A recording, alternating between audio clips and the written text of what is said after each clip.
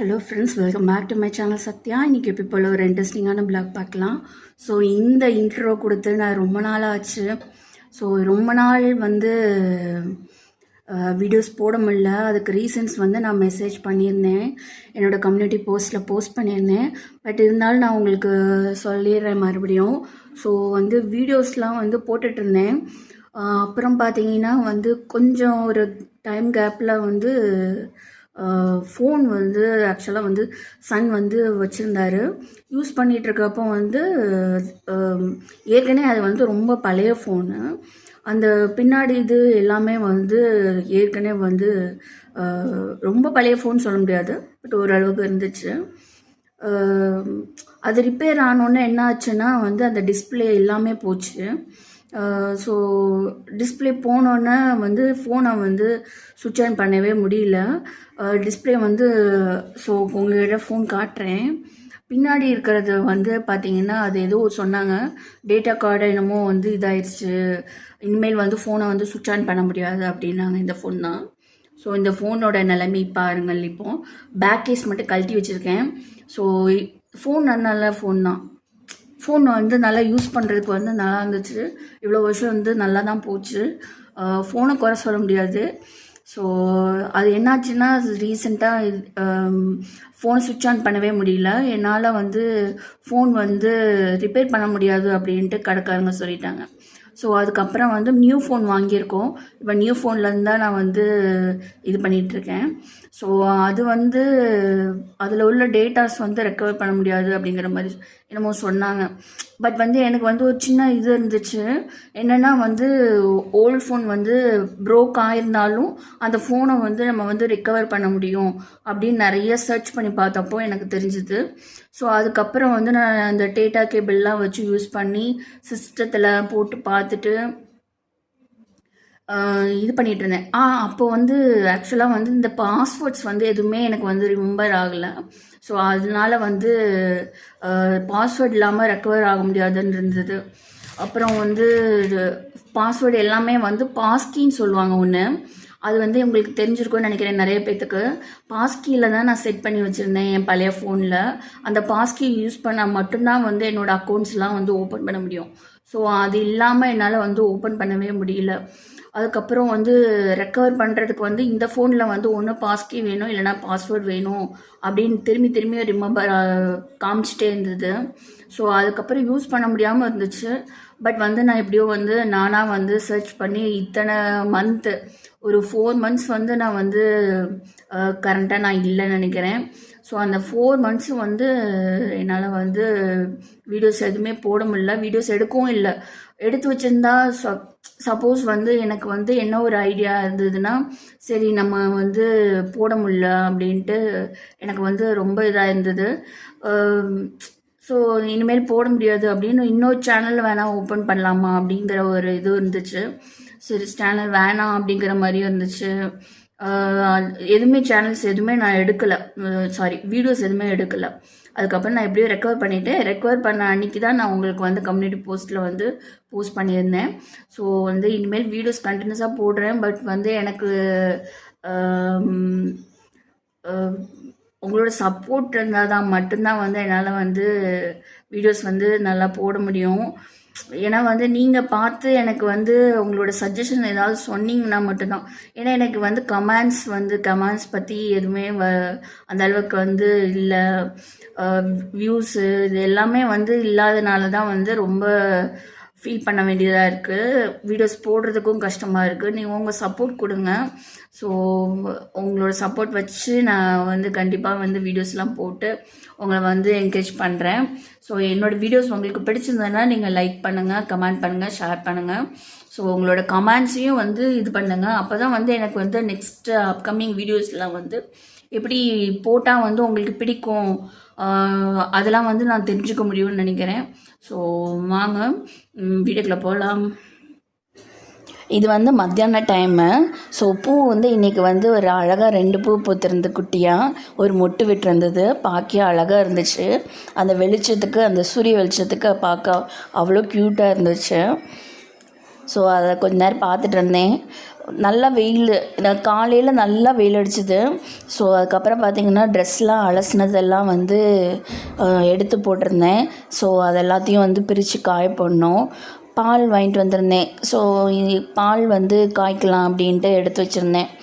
மணி வந்து பார்த்திங்கன்னா கரெக்டாக ஒரு 4:30 ஆயிருந்தது. பூரி வச்சுருந்தேன், பூரி செஞ்சு வச்சுருந்தேன், பூரியும் உருளைக்கிழங்கும். பட் வந்து பசிக்கலை, பட் ஒரு மாதிரி உடம்பு சரியில்லாமல் இருந்துச்சு. ஸோ அதனால் வந்து சாப்பிட்ல. இப்போ நான் ரீசெண்டாக வந்து நெட்ஃப்ளிக்ஸில் வந்து இந்த சீரீஸ் பார்த்துட்ருக்கேன். நல்லாயிருக்கும். எனக்கு ரொம்ப பிடிச்ச சீரீஸ் இது, வென் லைஃப் கிவ்ஸ் யூ டேங்கரினஸ். இந்த சீரீஸ் வந்து நான் வந்து லாஸ்ட் எபிசோடுக்கு வந்திருக்கேன் பார்க்குறதுக்கு. ஒரு நல்லா வந்து லவ் ஃபிலிமு சொல்லப்போனால் நல்லாயிருக்கும். ரொம்ப எமோஷன்ஸ் கலந்தது இருக்கும். சில நேரத்துலலாம் நம்மளே வந்து நம்மளை அறியாமல் கண்ணெலாம் கலங்குற மாதிரி இருக்கும். அந்த அவங்களோட எமோஷன்ஸுக்காக காமிக்கிறப்போ அவ்வளோ நல்லாயிருக்கும். ஸோ அது பார்த்துட்டு இருந்தேன். லாஸ்ட் எபிசோட் முடிய போகுதுன்னு கொஞ்சம் கவலையாயிடுச்சு. ஏன்னா எபிசோடு இதோட அவ்வளோதானே அப்படின்ட்டு. ஸோ நல்லா இருந்துச்சு. அதுக்கப்புறம் வந்து சரி நம்ம ஃப்ரெஷ்ஷப் ஆகும் அப்படின்ட்டு வந்துட்டேன். ஸோ ஃப்ரெஷ்ஷப் ஆகிறதுக்கு வந்து ஃபஸ்ட்டு வந்து தலையில் வந்து நல்லா ஆயில் வச்சிடலாம் அப்படின்னு நினச்சேன். ஏன்னா வந்து தலையில் வந்து எண்ணெய் இருக்குது. தலைக்கு நாளைக்கு தான் குளிக்கணும், நல்லா ஃப்ரெஷ்ஷப் ஆகி குளிக்கணும். பட் அதுக்கு முன்னாடி வந்து நல்லா வந்து ஆயில் வச்சிடலாம் அப்படின்ட்டு ஆயில் வச்சிட்ருக்கேன். ஸோ ஆயில் வைக்கலைன்னா இப்போ ரொம்ப வெயில் அடிக்குதில்ல, நம்மளால் அது மேனேஜ் பண்ணுறதுக்கு டெய்லியும் நிறைய ஆயில் வச்சா தான் வந்து தலைவலிக்காமல் ஃப்ரெஷ்ஷாக இருக்க மாதிரி இருக்கும். இல்லைன்னா வந்து தலைவலிக்கிற மாதிரி இருக்கும். ஸோ அதனால் நான் எப்பயுமே வந்து தலையில் வந்து எவ்வளோ ஆயில் இருந்தாலும் வந்து டெய்லியும் ஆயில் வச்சுருவேன். ஸோ நல்லா ஆயில் வச்சு பின்னிகிட்ருந்தேன். ஸோ பின்னி முடிச்சுட்டு வந்து ஃபேஸ் வாஷ் பண்ணலாம் அப்படின்ட்டு. இந்த ஃபேஸ் வாஷ் வந்து டெய்லி யூஸ் பண்ணுவேன்னு சொல்ல முடியாது. இது வந்து வாங்கி வச்சுருந்தேன். ஆக்சுவலாக இது க்ரீம் நினச்சி வாங்கினேன். அதுக்கப்புறம் இது வந்து face wash, bright beauty Pond. So இதுதான் நான் யூஸ் பண்ணியிருந்தேன். ஸோ நல்லா ஃபேஸ் வாஷ் பண்ணால் நல்லாயிருக்கும், நல்லா முறை கிடைக்கும். இன்ஸ்டண்ட்டாக நம்மளுக்கு வந்து ஒரு சின்ன க்ளோ கிடைச்ச மாதிரி இருக்கும். ரொம்ப ஃபேஸ் வந்து வெளியில் போயிட்டு வந்தோம் இல்லை ஏதாவது ரொம்ப டஸ்ட்டாக இருந்த மாதிரி இருந்துச்சுன்னா இந்த மாதிரிலாம் யூஸ் பண்ணால் அந்த டஸ்ட்லாம் போன மாதிரி இருக்கும், கிளியர் ஸ்கின் கிடைக்கும். ரொம்ப ஸ்கின் வந்து ரொம்ப டயர்டாகி வேலை முடிச்சு வரப்போ எனக்கு வந்து ஸ்கின் வந்து இந்த லெவலுக்கு இருக்கும். ஸோ ஒர்க்லாம் முடிச்சுட்டு, ஏன்னா வந்து எனக்கு சாதாரணமாகவே நல்லா வேர்க்கும். ஸோ இந்த டைமில் பார்த்திங்கன்னா சம்மர் சீசன்னால் ரொம்ப வெயில் அடிக்குதா, அதனால் வந்து வெயிலில் வந்து நல்லா ஸ்வெட் ஆகும். ஸோ அதனால் வந்து இந்த மாதிரி ஃபேஸ் வாஷ்லாம் யூஸ் பண்ணால் நல்லாயிருக்கும். ஃப்ரெஷ்ஷாகவும் இருக்க மாதிரி இருக்கும். பாருங்களேன், நல்லா பிரைட்டான மாதிரி இருக்குல்ல. எனக்கு அதனாலே எனக்கு இந்த இது பிடிக்கும் ஃபேஸ் வாஷ். பட் அடிக்கடிலாம் யூஸ் பண்ண மாட்டேன். எப்போ தோணுதோ அப்போ நான் வந்து கொஞ்சம் எடுத்து நான் யூஸ் பண்ணி பார்ப்பேன். நல்லா ஃப்ரெஷ்ஷாக இருக்கும். ஃப்ரிட்ஜில் வச்சு யூஸ் பண்ணால் நல்லா ஜில்லுன்னு கிடச்ச மாதிரி இருக்கும். அதுக்கப்புறம் வந்து நல்லா ஃபேஸ் வாஷ் பண்ணிவிட்டு அதுக்கப்புறம் பார்த்திங்கன்னா நல்லா ஃபேஸ்லாம் வந்து இது பண்ணிவிட்டு அதுக்கப்புறம் வந்து இது பண்ணிவிட்டு வந்துட்டேன். இது வந்து ஸ்நாக்ஸ் ஆட்டம் பண்ணலாம் அப்படின்ட்டு. இப்போல்லாம் ஸ்நாக்ஸ் வந்து வாங்குறதே இல்லை. அதுக்கு பதிலாக வந்து இந்த மாதிரி ஏதாவது ப்ரெட்டு ஏதாவது வாங்குவோம். அப்படி ப்ரெட்டு தான் நான் பண்ணிகிட்ருந்தேன். திடீர்னு வந்து ஹஸ்பண்ட் வந்து கொஞ்ச நேரத்தில் வந்து ஸ்நாக்ஸ் வாங்கிட்டு வந்திருந்தாங்க. எங்களுக்கு வந்து ஸ்நாக்ஸ்னால் இப்போ வந்து பப்ஸ் மட்டும்தான். பப்ஸ் வந்து ஒரு 3 பப்ஸ் வாங்கிட்டு வந்தாங்கன்னா அது சாப்பிட்டு எங்களோட ஸ்நாக்ஸை வந்து எண்ட் பண்ணிக்குவோம்.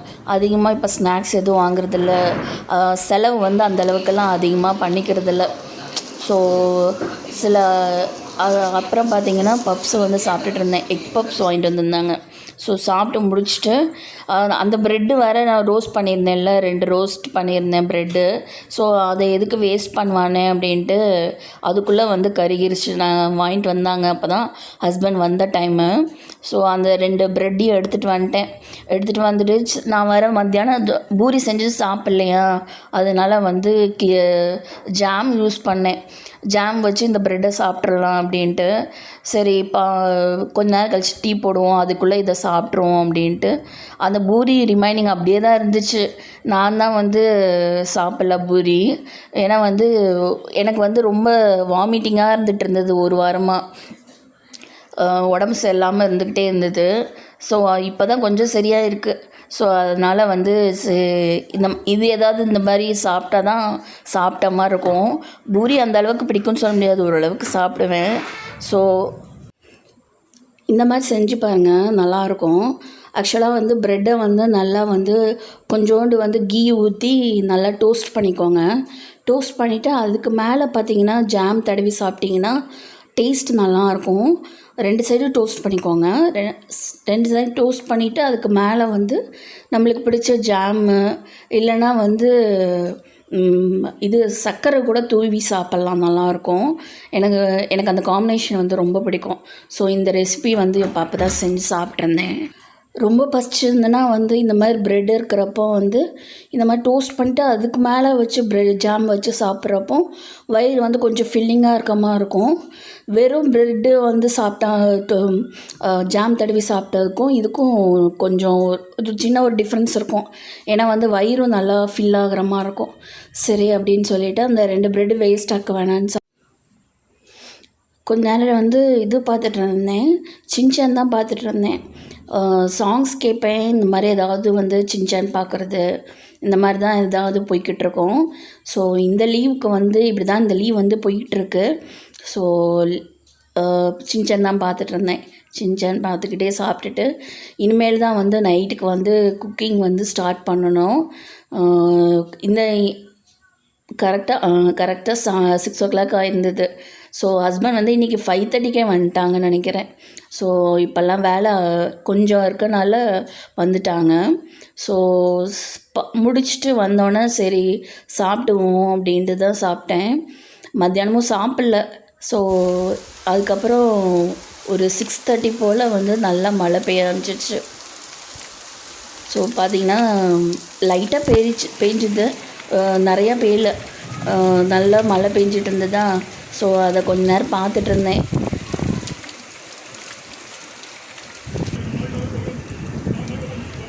ஸோ இந்த மழைக்கு வந்து அந்த செடியெல்லாம் அழகாக பூ பூத்திருக்கிறதெல்லாம் பார்க்குறப்போ அவ்வளோ அழகாக இருந்துச்சு. நான் பார்த்துக்கிட்டே இருந்தேன், ரொம்ப நேரம் பார்த்துட்டு இருந்தேன் மழையை. சரி வெளியில் பார்த்தோன்னா இல்லை, வெளியில் உட்கார முடியல, மின்னல் வேறு அடிச்சுக்கிட்டே இருந்தது. ஸோ அதனால் வந்து வெளியில் பார்க்க முடியல. ஸோ வெளியில் சரி உட்காரலான்னு நினச்சேன். அதுக்கப்புறம் வந்து நல்லா கிளைமேட் நல்லா இருந்துச்சு. இன்றைக்கி டே வந்து ஸ்மூத்தாக போச்சு, ஓரளவுக்கு சாதாரணமாக போச்சு. ஏன் சொல்கிறேன்னா இந்த நான் வந்து என்றைக்கு டெய்லியுமே வந்து ஒவ்வொரு டே எப்படி போகுதுன்னு வந்து யோசித்து பார்ப்பேன். அந்த டே எண்டிங்கில் வந்து இன்றைக்கி எப்படி போச்சு அப்படின்னு யோசித்து பார்க்குறப்போ இன்றைக்கி நல்லா போச்சா அப்படிங்கிற மாதிரி ஏதாவது ஒரு இன்சிடெண்ட் நல்லா இருந்ததுன்னா நான் வந்து அதை வந்து மனசில் பதிய வச்சுக்குவேன். சரி இன்றைக்கி இந்த டே இதனால நல்லா போச்சு அப்படிங்கிற மாதிரி. இன்றைக்கி ஓரளவுக்கு ஸ்மூத்தாக போச்சு. அதுக்கப்புறம் உட்காந்து ஒரு 7:30 போல் தான் உட்காந்து காஃபியை போட்டு குடித்தேன். ஸோ காஃபி குடிச்சிட்டு அதுக்கப்புறம் பார்த்திங்கன்னா அப்போ தான் 2 பேர்த்துக்கும் பால்லாம் ஆற்றி கொடுத்துட்டு டீ போட்டு முடிச்சுட்டு இனிமேல் தான் சமையல் பண்ணணும். ஸோ இன்னொரு ரெசிபி இல்லைனா நல்ல விலாகோடு நான் அடுத்த தடவை மீட் பண்ணுறேன். பாய்.